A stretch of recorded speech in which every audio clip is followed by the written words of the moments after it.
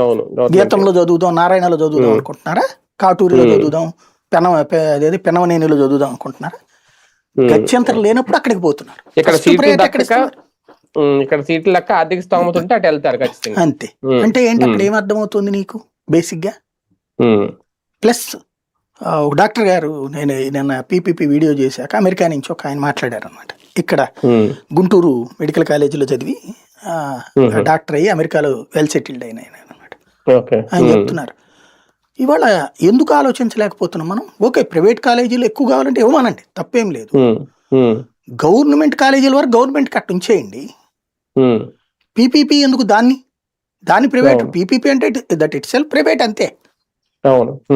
అదేమంటే రోడ్లని దీన్ని కలుపుతున్నారు, రోడ్లకు డబ్బులు వసూలు చేస్తున్నా అంటే ఇది కూడా డబ్బులు వసూలు చేస్తున్నా అని చెప్పడమే కదా నువ్వు. అంతే కదా.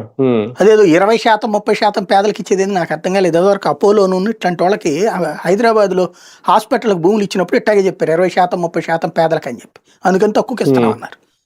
అట్లా ఎక్కడన్నా పేదలకు ఉచితంగా అందుతుందా వైద్యం?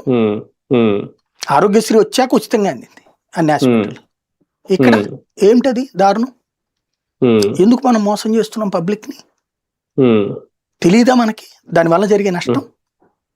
ఇప్పటికే ఆరోగ్యశ్రీని చంకనాకిచ్చేస్తున్నాం, ఏడుబిచ్చుకు తింటున్నాం.